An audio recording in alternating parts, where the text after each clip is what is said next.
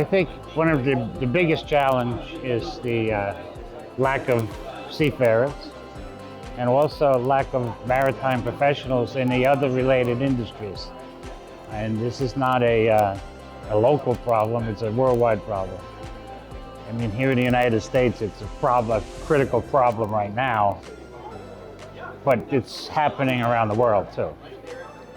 And I think there's sort of consensus that we have this issue to deal with, but the solution is not so, doesn't seem to be so apparent. So we can talk about it as much as we would like, but we don't seem to get over the hill, if you will. I was in a group yesterday, a ship owners forum, and this same subject came up. And maybe there were 30 people in this room, and everybody agreed there's a shortage of seafarers. But what to do is always the challenge. I know with INTERCARGO, we've always are concerned about the crew members and their safety and their welfare.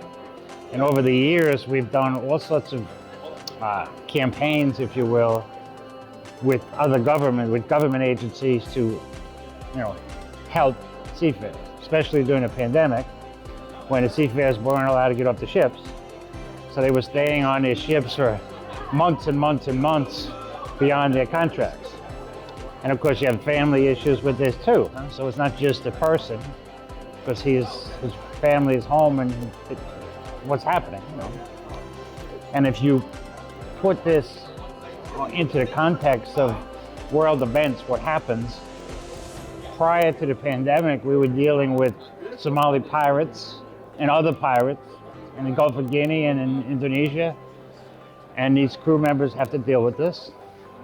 Then we went into the pandemic, and now we have the Yemen people shooting missiles at the ships and just have killed 3 seafarers.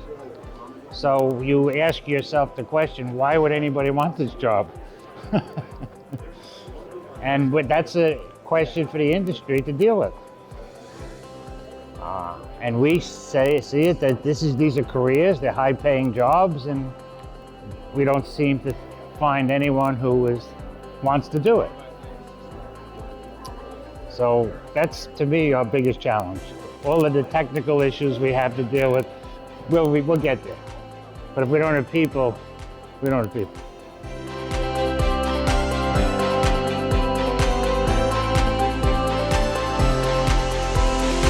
Well, I think that's yes, I'm satisfied, but no, I'm not satisfied.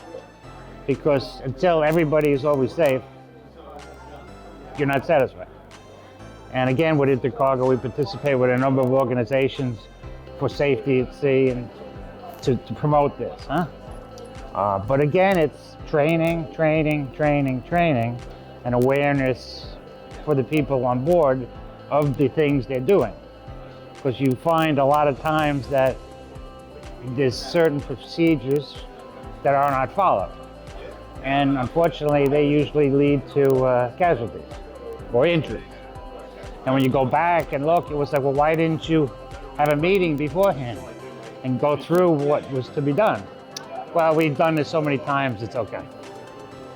And it's surprising to myself and my colleagues, some of the things that happen on the ships, that they're obvious that you don't go in an enclosed space without ventilating and checking it, but we're still having people doing that and getting killed.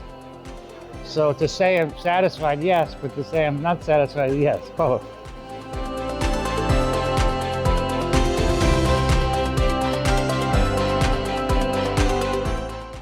Decarbonization is affecting it a lot right now. And digitalization hopefully is the sort of path for success, because as we get more data and more information, maybe we have more answers to the decarbonization situation. But again, we're in the beginning of this journey, so we have to just see what happens.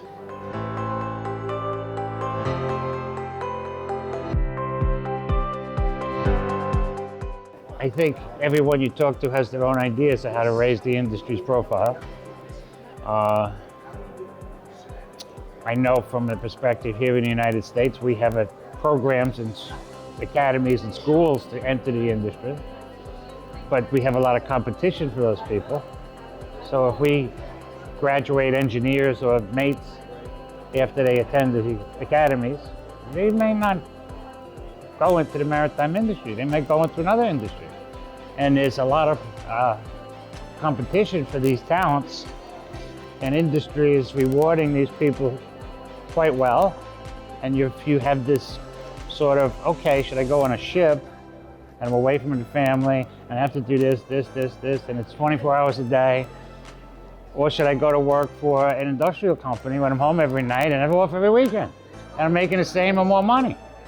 So you have to, I guess you have to start young and convince the people when they're young, this is something to think about, and it's a career, and it's, I know when I was young, my parents were especially instructive that that's what I should be thinking about, that kind of career.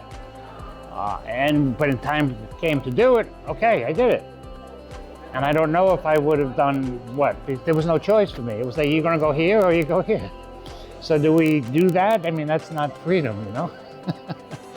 But some types of programs to educate the populations about this industry are needed. And the more we seem to talk about it, but we don't seem to come through it. You know, and you think of the good things, the only time we get press coverage if it's bad. So if a ship runs aground and spills oil, there's plenty of press. But about all of the stuff we're carrying, I mean, we carry 95% of the trade of the world on our ships.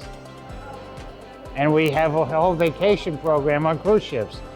But you don't seem to get that connection, that this is a career that we could do. And, you know, at one point in time, there was all men. Now we have women in this business. So you would have thought that would stimulate more people, because it's a broader, it doesn't seem to work that way. But I think you have to keep trying. You can't say no, can't give up. But I do wonder too, with all this autonomous discussions, how that plays in this world of, we don't have enough people. Well, obviously, more computers and autonomous ships are gonna show up. But even with them, they still need somebody ashore to watch over them. So maybe the seafarer isn't at sea. Maybe he's an office farer, if you will, operating the ship from a remote location.